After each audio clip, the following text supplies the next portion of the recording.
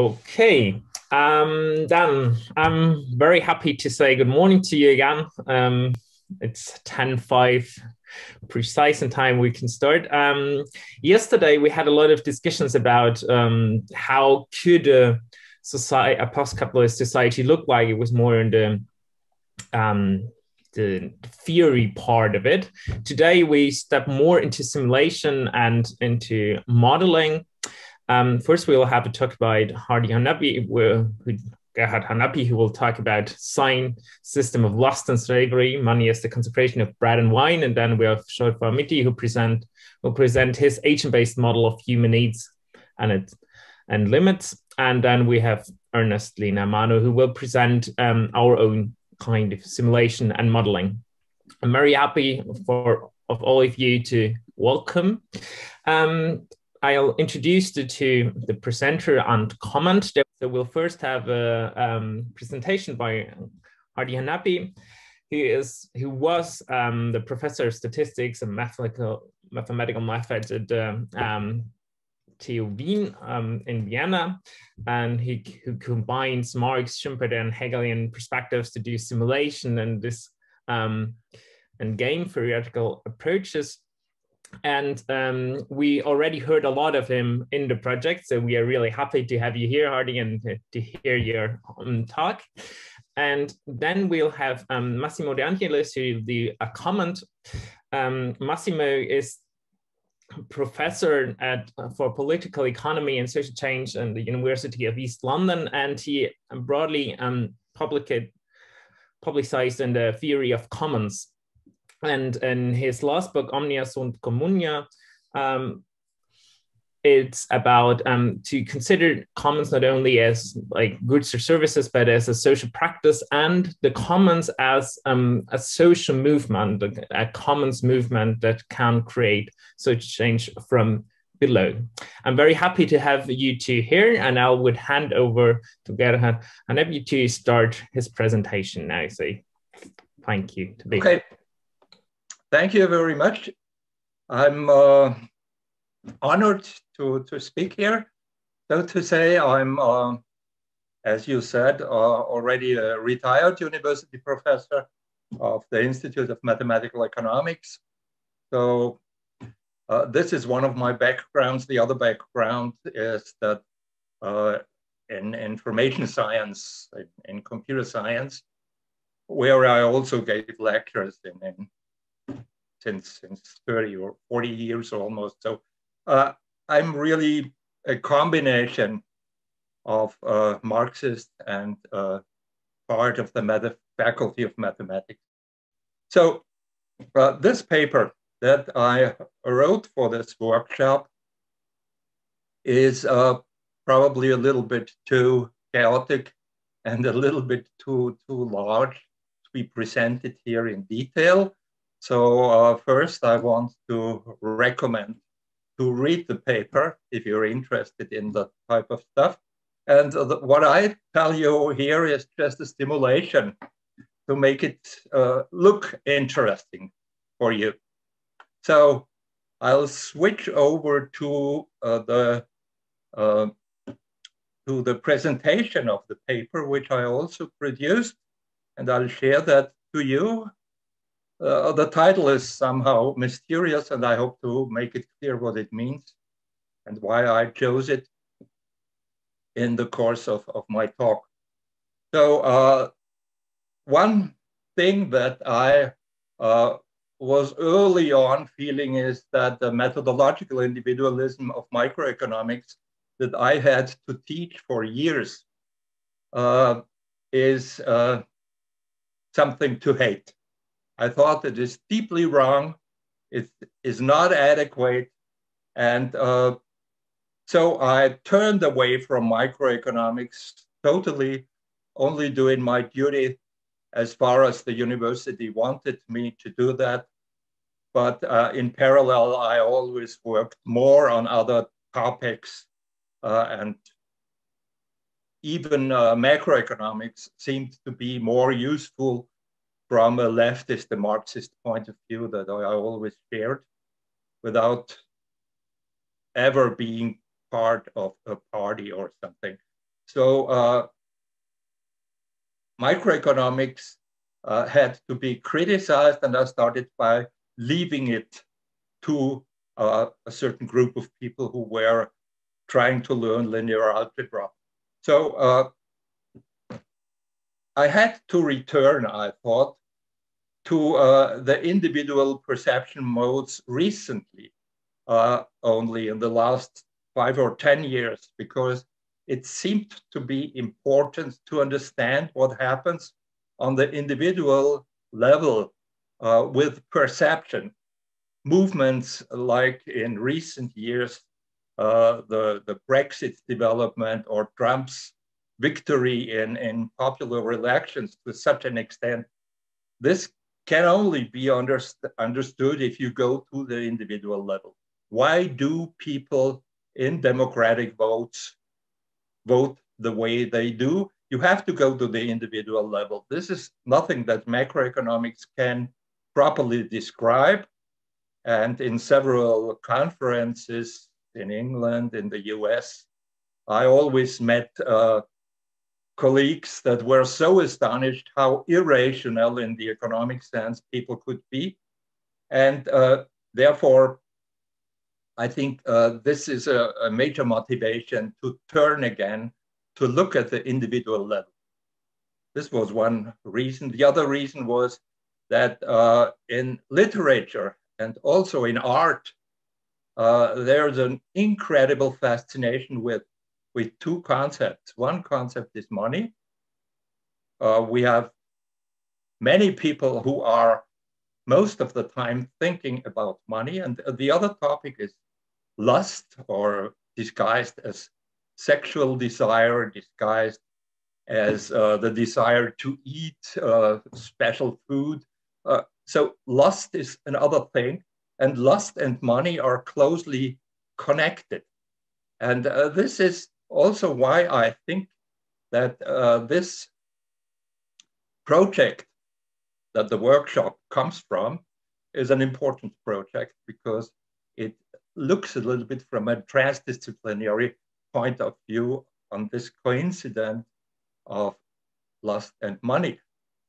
As a left economist, a left social scientist, I am, of course, always interested in looking at modes of production, at capitalism, slavery, and so on and so forth. And therefore, this combination of lust and money had to have a third concept in there. And lust and money and slavery all are connected in an algorithmic point of view by sign systems. So what we like to eat, what we like to love, what we like to avoid as big pain, including corona, is a sign. We didn't experience it. We most of the time are working with our internal perception with sign systems. And this is why the sign systems of lust and slavery emerge, because lust comes from the individual level, and slavery is it is a mode of commodity production, which is at the same time far away, is commodity production, but we are now in capitalism, and it is very close to us as commodity production. So it seems to be proper to have these three nouns in the title. So much to the reason why I wrote this paper. I start, which is typical for an Hegelian approach, I start with a thesis, then comes an antithesis, and then comes a synthesis. The thesis is, since I want to look in the individual level perceptions, the so-called inside view, I start with a critique of the neoclassical utility theory, because if you want to develop something, you first look at what exists. And neoclassical utility theory is a very good example to see how one probably should not model the individual perception. And this is done in detail in the paper. And I try to single out what are the major points where neoclassical utility theory is leading us to a really wrong view. It is an ideological weapon to propose this view. And the reason why it is so wrong is that it really neglects the communication sphere totally. So what I do in this first part of the paper, I praise the importance of the communication sphere. In utility theory, if you have been in economic theory once, you will know that in utility theory, you have a preference order in the brain of each single individual. This is not changed. This is an inborn property. And from this inborn property, you then try to explain why perfect markets come to an optimal solution with exchange. So utility theory is the very foundation of the personal description of a theory that tries to tranquilize students of economics. The praise of the communication sphere, therefore, is important. The second praise in this first part is the praise of political economy. If we look at utility theory and marginalism, where it comes from in 1874, this is the difference that is suddenly made in the history of economic paradigms, the sudden distinction between economics and political economy. That is, purge out of economics all power relationships. And this is done in detail. I'll show in the paper. It is done by Edgeworth boxes and other concepts, Pareto optimality, several concepts that try to eliminate all power relations. And if you eliminate all power relations, you end up with a theory that is basically empty as a tool for understanding what actually happens in our political economies today. And when that happened, the whole subject of the study of political economy was driven out of economics and was transferred to the nowhere land, somewhere in between sociology, somewhere in between institutionalism, where you discuss only the details of certain institutions and things like that. So this is why I lay some emphasis on the subject of political economy. And then comes a point that now gets closer to the actual algorithmic representation that is the topic of today, namely the importance of internal model building of human individuals. Human individuals have at least small models in their brains with which they guide their actions. And this internal model building is made impossible by neoclassical utility theory. There are no models. There is just a set of preference orders, what you like better than something else. And these things that you like better than others, this preference order is not a model. A model is an interpretation scheme, a scheme with which you interpret what happens in your environment. And in real economic life, in real life in the political economy, this interpretation scheme is the central element of behavior, a behavioral guideline. So this is extremely important to be kept in mind. We are internal model builders. And this explains what I started with.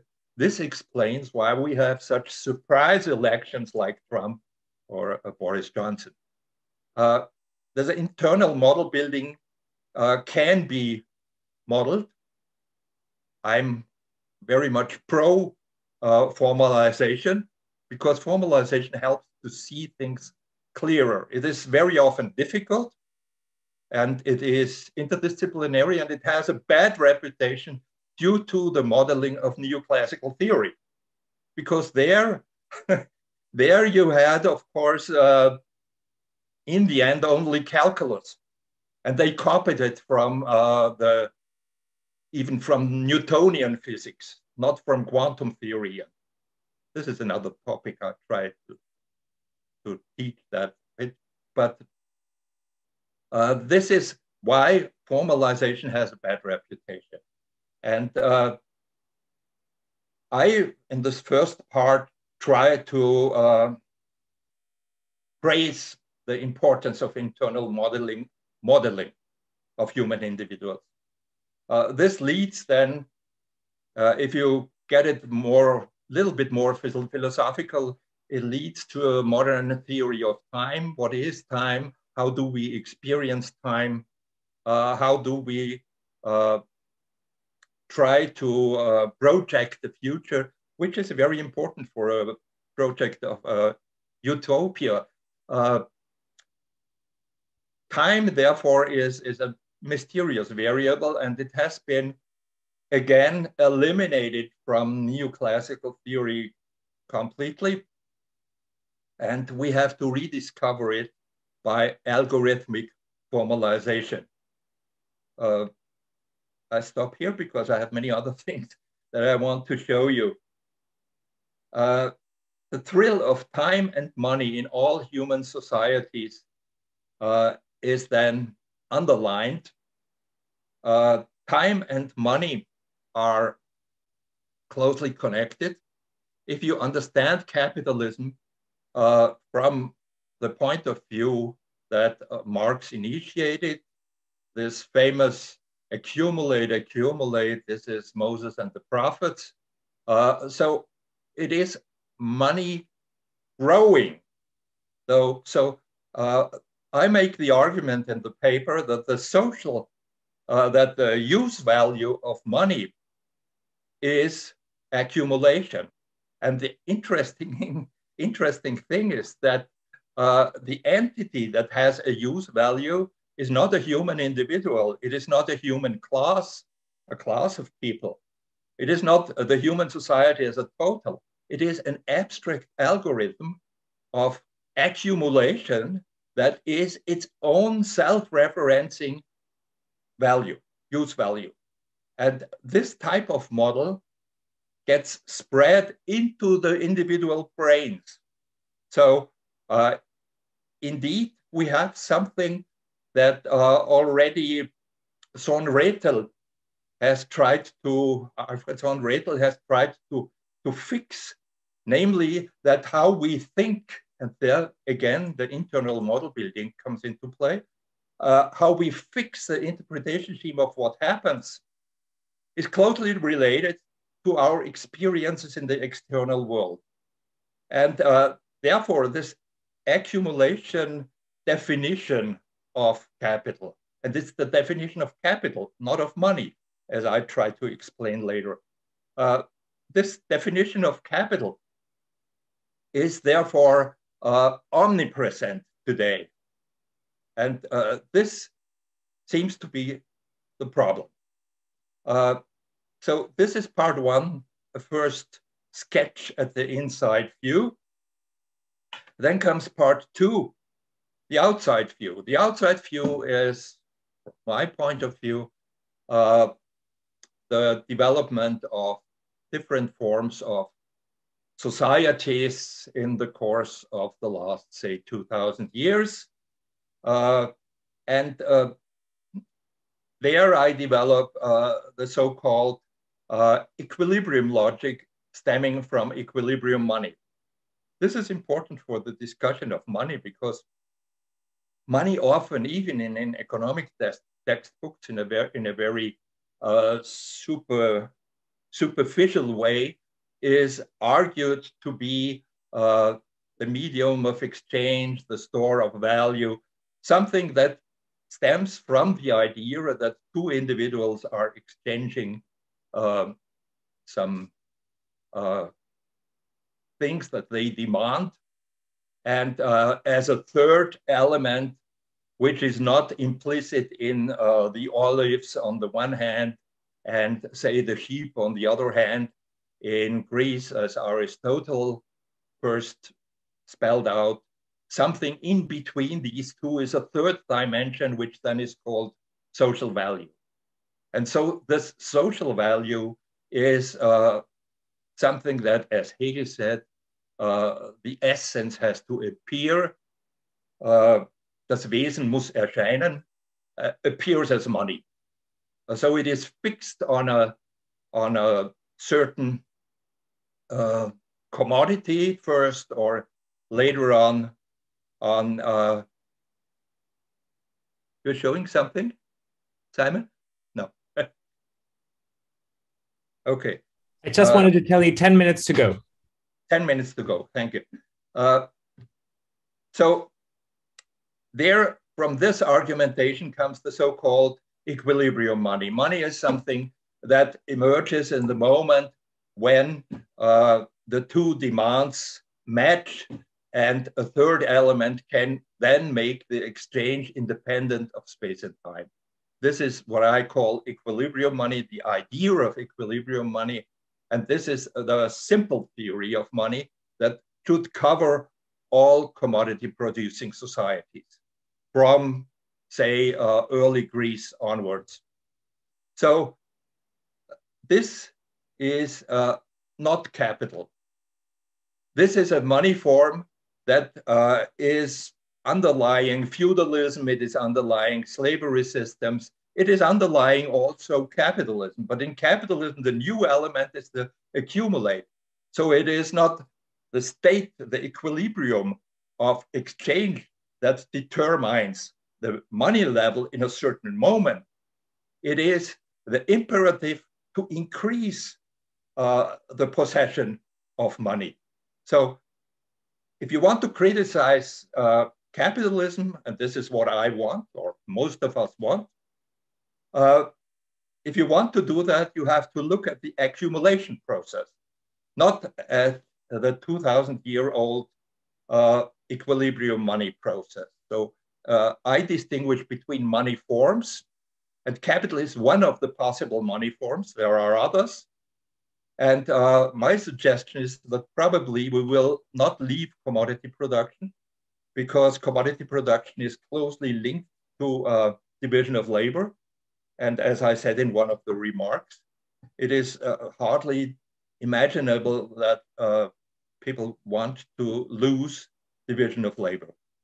So then I give a caveat. The positive historical mission of capitalism is to increase productivity, labor productivity. This also comes from Marx. We know that the first part of the Communist Manifesto is a praise of the new type of capitalism. And one has to say this has the potential to decrease work time. And work time, therefore, has been reduced, in fact, dramatically, in particular the work that is not enjoyable. There are small pieces of work that are enjoyable, but in general, this was the positive historical mission of capitalism. And this leads me then to the idea, where does actually exploitation come from? Does it come from equilibrium exchanges? No, it comes from power relations. And power relations are determined by ruling classes that are framed then in turn by a special money form like capital, that are forced to act like capital. Capitalism is a system. It is not some bad people in the back who try to somehow exploit directly others. This happens, of course, but in total, it is a systematic imperative of an algorithm, the capitalist algorithm. And different money forms then produce different behavior of classes. In the end, history is a sequence of class struggles, but the class struggles are framed, so to say, by certain money forms like this accumulate. Then I come to the last part, namely, again, some history. I return to the inside view. The inside view, the individual view is, and this is then the synthesis of thesis and antithesis, the inside view is also shaped by what happens outside. New elements in capital are, as we have seen here also in standard microeconomic theory, that we have in standard economic theory expectation formation that suddenly becomes important. This is a hint that theory had to accept that somehow the future plays a role. And if the future plays a role, actors, agents must have an internal model of their environment, which they derive from the past, and they form an expectation on the future. To do that, they have to have this internal model. Now, internal models are not sure. The past seems to be sure. The historical record seems to be something fixed. What is expected is not fixed. And therefore, we have two elements. We have one that due to the internal model, we look into the future, and we have some probability that this view is correct, is successful, that the future really happens as we have expected it. I could give a long story about economic theory of rational expectations, of adaptive expectations, and so on and so forth, that try to catch and in the end, like rational expectations, distort the introduction of expectation. And due to that, new elements in the capital algorithm emerges a new faction of the capitalist class, namely finance capital, which specializes on this. And due to this probability element, time starts to become a very important variable in this faction of the capitalist class. We have a split up of the capital of the ruling class into three departments. One is the international finance. The other one is the firm owners locally and more or less locally. And the third then is the administrators of state power, because it, in the end, is also a power relation theory that we have to develop. And therefore, the definition of capitalism and of this mode of production is an algorithm, because in an algorithm, you can formalize time. And then only I have a short piece on the danger of a World War III. And again, I'll try to justify the title of this paper. So that's it. Much of what is in there comes from actually from my publications, where you can go deeper. Here is where you can download all of these papers that are mentioned there. And I hope I have given an overview and made to myself clear what I wanted to say, at least myself, and hopefully also to somebody. Thank you. Okay. I have to say that the paper was far denser than the presentation, which was more analytical. And my comments refer to the paper, and with some clarification I had from the presentations. So I will briefly summarize how I saw the paper, and then I raise a few questions, again, coming from my own background. And I think the paper is a quite very interesting, dense, historical and theoretical tour de force on the constitution of money, as he says, consecration of bread and wine in the title. Now, I couldn't. One thing. Sorry, Massimo. Hardy, could you stop your screen share? Sure. Yeah. Thank you. Then we can all see Massimo better. I couldn't avoid to go back and reflect on what the meaning of consecration in the Christian tradition is: the ritual action performed by a priest and believed by the congregation of declaring bread and wine to be or represent the body of Christ, the body and blood of Christ, a phenomenon called transubstantiation. Yep. But in matters of money and capitalism, the ritual action of the priest takes the form of a recursive social process of measuring things through the logic of capital, which is essentially profit and accumulation in a regime of artificial scarcity. A process of measuring different segments of social cooperations that exclude and subordinate many values dear to us and to the commons. A process of measuring that produces alienation, exploitation, injustices, ecological distraction. A process of measuring that affect and involve the mental models and images of individual subjects, as Hardy has pointed out in the paper.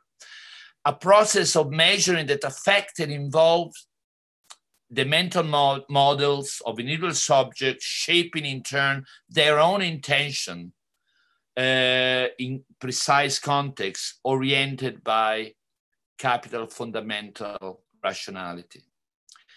Yet all this comes out, I think, as I read it from the paper, and in a very interesting way. But I think it's important to keep in mind that it is us who observe and describe this dynamic, that we are part of it, but we are also not. We are roaming on different imagery dimensions and social practices that we may call them utopias, as we do, which are nowhere places, but also now here. And it's my reading of the paper is focusing on these other dimensions, looking at capital. Now, I found the method of inquiry useful as a framework to discuss the role of money in a post-capitalist future. Although money, and it's a point that we'll return in a bit, is conceived as unavoidable in a complex division of labor. So we'll go back to this. Now, money is discussed as both science system and system of social value. In the first case, and it's a good classification here, it's a good analytical point. In the first case, we can clarify the micro foundation of the constitution of money as a social force that percolates individual models of perception, shaping our images. And here, specific social forms of money are coupled with individual feeling of pain and lust in a co-evolutionary loop. In the second case, on the circuit of social value, we emphasize the social process involved, the particular mode of production. And this in turn influence the internal model of rationality and structural perception. So there is this dynamic, ongoing dynamics, which is great. It needs to be worked on. It's important to highlight. The other point that comes out is that these two systems, the comprising money, the sign and the social value, co-evolve, giving shape to different money forms for specific epochs. So this is an evolutionary perspective, which is welcome, and this understanding is suited to discuss the money form of capital. That is, capital as an accumulation algorithm that seeks to colonize the individual field of perception, imagination, and intention, while at the same time seeking to integrate the whole of social reproduction under its value regime.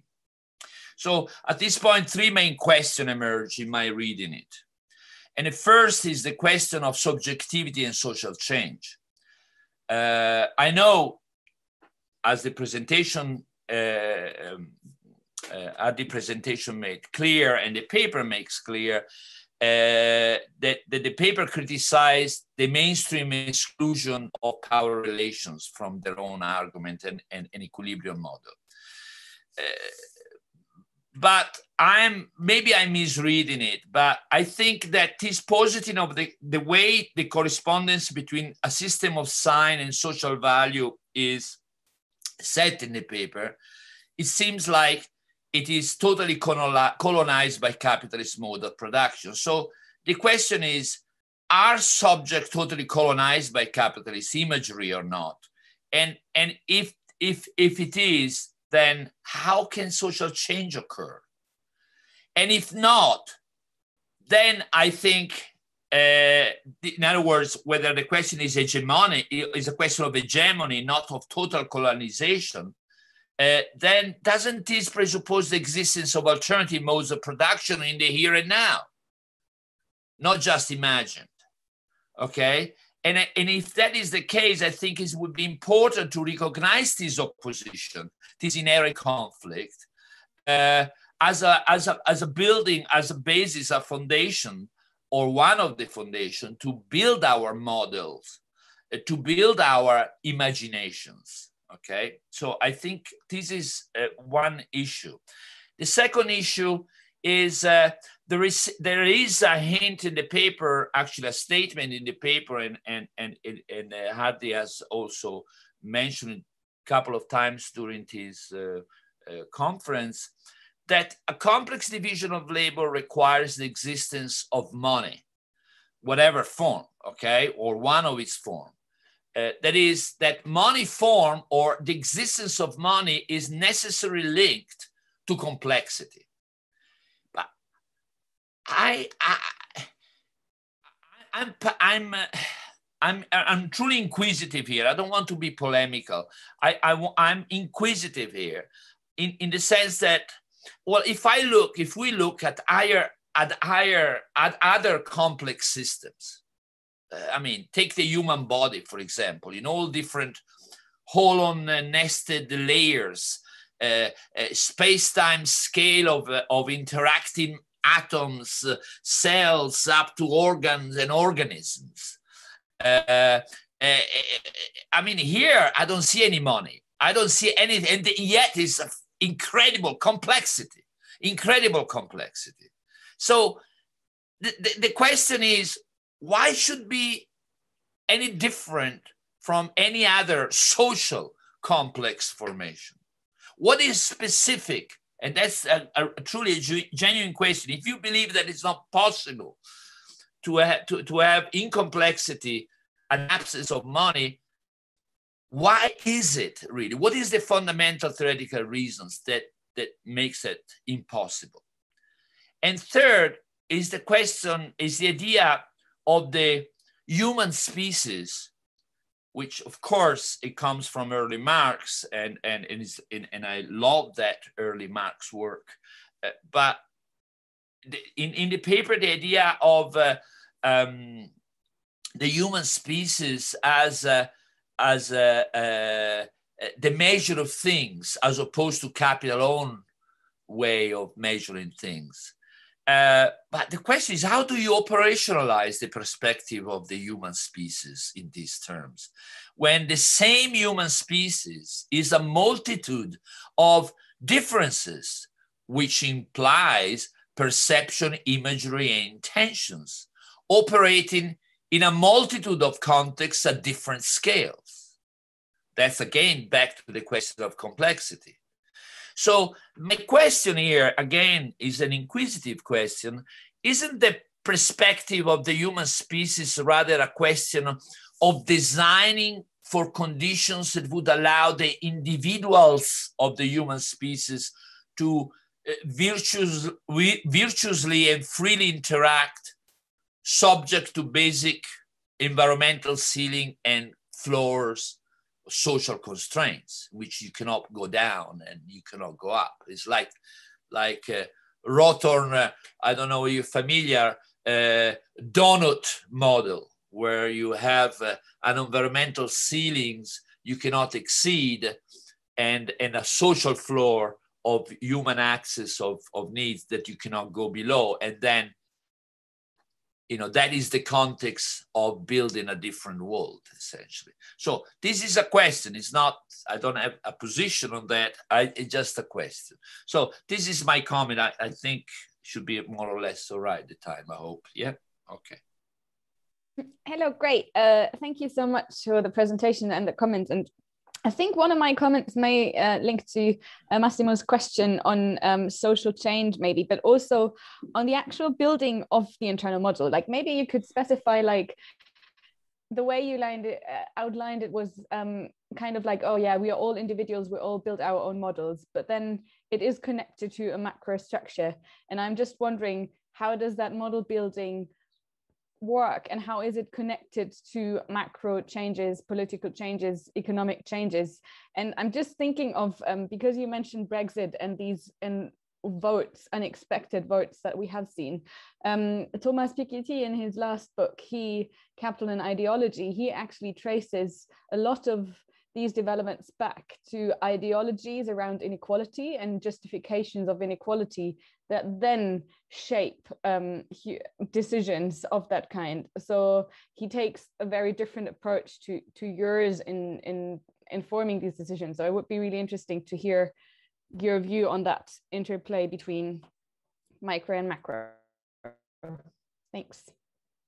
The first thing was about subjectivity and the link between micro and macro changes. It would seem to be a frozen situation if the neoclassical model was really as omnipresent as I at the parts state. Of course, what makes things move is contradictions. So if you fall into contradictions, if you are confused, then you might reshape your model, and others might come to explain to you what really happens, like religious leaders, fascist leaders, but also teachers of enlightenment and so on. So it's the contradictions we have to fix. Where will the contradictions appear, and where we can step in with progressive ideology. The second part of Elena, the link between macro and micro elements, between the individual and the macroeconomic development with internal models, comes from the fact that not each single internal model is different. We have mass media. Mass media produce internal models that are accepted to a certain degree by classes, by whole classes. And what we see and what we have seen in the last decades in particular is that the old class structures don't work anymore. We have the emergence of new types of classes globally. And I have written a book on that, how new classes emerge. And these classes are built by the development of class consciousness. Class consciousness has been made a topic early on. And this is therefore an old topic. And no, I don't go deeper into that question. But if you have mass media also modeled in an algorithm that somehow produces standard forms of these internal models, then of course you can also formalize that. It's much harder to model contradictions and contradiction solution. What I think is important, that I also mentioned with respect to the first comment, is that this history of class struggles that we have seen does not end. Once we have fixed classes, this will go on. And we cannot expect that Marx has foreseen all that development. We have to have a closer look, I tried to mention, on the division within classes that happens all the time. We have ignored for a long time this further development of class factions. And if we take that into consideration, we will also can take on board the development of mass media and their importance as an agent in such a macro level that feeds back into the micro individual level. You correctly, first commenter correctly saw that I had the subtitle as a hint on Marx's early development. And I think that we have to look at this link if we want to talk about individualisms. What did he do there? He was somehow upset by the influence of religion. So first of all, he was against the ideological influence of Christianity, of religious elements, and he took these religious elements to show that they are still very powerful. And this is why I put this subtitle, to show this method of early Marx, to take already bygone ideological force, to break up the idea of how to interpret the current situation. This is a kind of methodological possibility that still is there. And therefore we, for example, could, and I'll try to be short here, we could discuss closely what market mechanisms really are, how they feed back the wishes into certain segments, not a generalized market framework, but certain market mechanisms. We could use several elements to make things dance. The petrified circumstances, you all know the citation of Marx, to make the petrified circumstances dance by taking certain elements and making them explicit. And this is exactly what we do with algorithms. That's it. Thank you. I want to remind, like, one thing that, because it's also the part of this whole thing, that Massimo asked, why is money for you important to have complex division of labor if we see other societies, historical societies that had complex division of labor without money? Maybe you could answer to this also. Yeah, I think money comes even, is in the paper that I will be commenting in the afternoon. So it has not disappeared as long as we have long production lines, and each product that we consume has something like 300 different places where pre-products were formed and different places on Earth where it comes from, each cup of coffee. So we have really division of labor in an incredible, unimaginable way in the moment. And we would not like to miss that, I suggest. I cannot make a cup of coffee myself. So we do have this, this exchange necessity.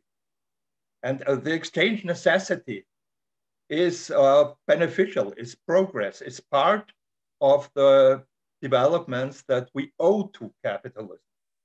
It has produced now a lot of conflicts, and I'm the first to agree that we have to abolish it. but we have to abolish the right thing. We have to bark at the right tree. And the right tree is not our division of labor. It's not the existence of social value that governs the whole development of the species, and not just the species. Also, the total environment on the globe is governed by the social value of this species, because we are so dominant. If we don't change our social value system, then we are in the short run killed by World War III. So this is why I think this is nothing to give up. I like Google. I like many of the developments, Wikipedia and all these things that we can use. But of course, they should be nationalized. One said earlier, they should be under common governments. So we have to produce a global government in the mid-run to do that. And then we will have a money form that accords to this type of global government. So I have a question about what you said about exploitation. You said that that it has to do with power rather than with equilibrium money, I think it was the term you used. And I'm entirely sympathetic to that view, but of course that I think goes somewhat contradictory to sort of the classical Marxist view of exploitation, where sort of exploitation is where the workers get paid the full value of the labor power, but the labor creates more value than the value of the labor power, right? So it has to do with sort of value, money, prices kind of thing. So could you say a bit more about whether you disagree with this classical Marxist notion of exploitation? Well, it's an update of Marx. It's not a complete contradiction in my view. It's an update with respect to the new type of development in the 20th century. We have a split of classes. If you look from the political science point of view, we have a split of classes. I told a little bit about the split in the ruling classes. We have also a split in the working class and the exploited classes. We have today global value chains that produce different parts of the working class in different parts of the continent. We have the perversity of fascist classes in parts of the developed world. And if we do not take that serious and try to model it, try to understand it, then we fall back to Marxology, believing that Marx had it all and we just have to look at it very closely and we will find the truth. So you are correct, this is an update. I still think that the labor theory of value gives a good picture of the development of new classes. We have to work back to time. This is why I make time so important. We have to work back on time, and the so-called reduction problem in Marxism is very urgent to be solved. Not in the sense of matrix Marxist. And you can find a very tight evaluation of Marxist theories, unfortunately written only in German in one of my publications. But time and labor will be important, but in a different sense than in the traditional Marxist text. Okay, thank you. Since yesterday's session, I've been trying to understand from some online sources how agent-based modeling works. And it's really picking up on Eleanor's question and Massimo's about the individual level of this. And your opening statements were really criticizing classical economics for methodological individualism. But doesn't the kind of any sort of agent-based model suffer from methodological individualism, and also in relation to the model building in people's heads, the role of the social imaginary in choices. Doesn't that also suffer from the problems of rational choice theory? The model within which the rational choices are made may be different from classical economics or from conventional rational choice theory, but it's still assuming that what drives human behavior is some kind of rational choice in terms of some kind of mental model, rather than more habitual or relational forms of behavior. So that's partly my question. Are we not still suffering from methodological individualism?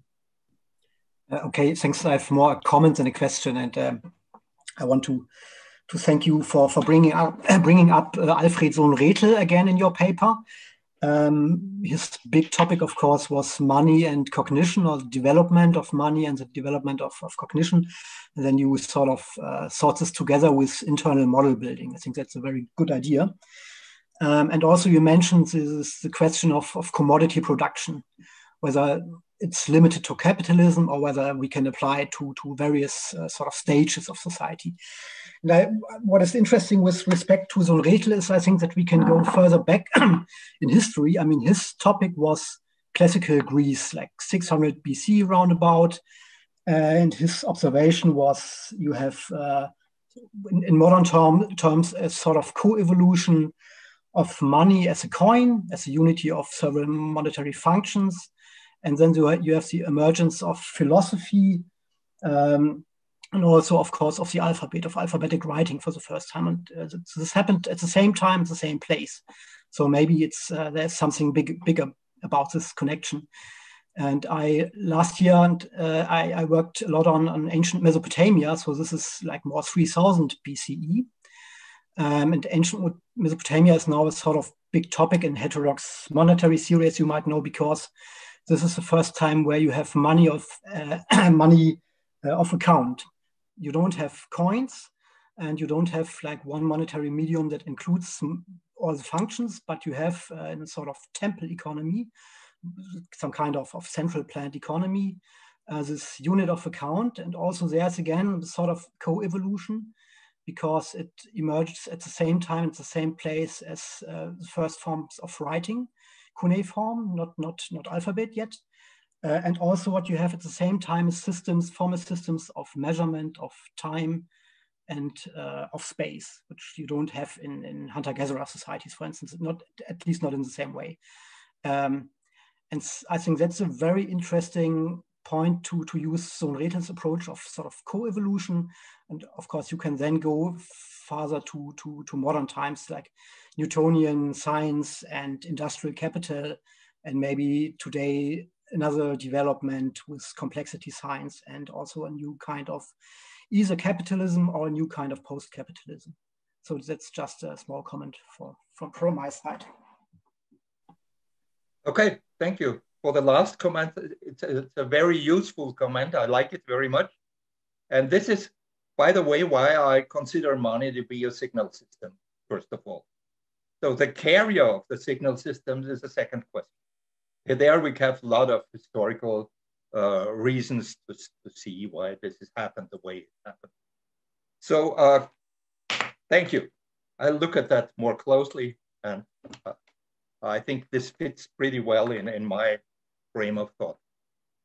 The other question of methodological individualism in agent-based modeling is very important. This is one of my critiques of the paper of the comment that I will give in the afternoon, that in many of these agent-based models, there still is some implicit methodological individualism. And to get rid of it is not easy. but I would say it is possible. We can model emotion, but it's a difficult thing. It is not, it cannot be done by just having a different kind of utility function. It can, and this then in context means that methodological individualism would always advise environmental policy to be situated in the mind of the single individuals. They'd rather ride a bike than drive a car. So you have some utility function where this is higher than that. The bottom-up approach in agent-based modeling is a danger.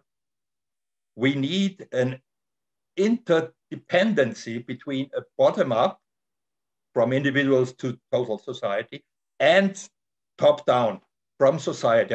Who is there top-down? There is the ruling class with its factions. The ruling class produces interpretative schemes for different parts of society and different continents, actually. So without this interdependency that is modeled immediately, we cannot understand what is going on. But this interdependency can be modeled. This is very important also to fix with algorithmic modeling. You can do that. Many people don't do that and think that agent-based modeling is bottom-up. This is not true. This is only the prevailing tendency in the moment. But there is hope to do that in a different way. This leads me back to, if I may, to one of the first commenter, one of the questions, namely about complexity. This makes things incredibly complex for the model builders of agent-based modeling. And they are therefore forced to make strong choices. I started to produce a model of the European political economy, and I would have needed some 200 helping people to do that. And this would then only have been for Europe, not starting with individuals, but starting within sectors of an economy within a country. Manuel knows about this approach. So we have to make strong choices where to start. And therefore, modeling becomes a part of art where you also have to make strong choices. And you only can trust into your intuition. And intuition improves if you read a lot, if you are an older person, probably, but also sometimes if you are a younger person and get rid of all the things that have been wrong and have entered your brain. So it is approaching art. This is why I like transdisciplinarity, by the way. Thank you.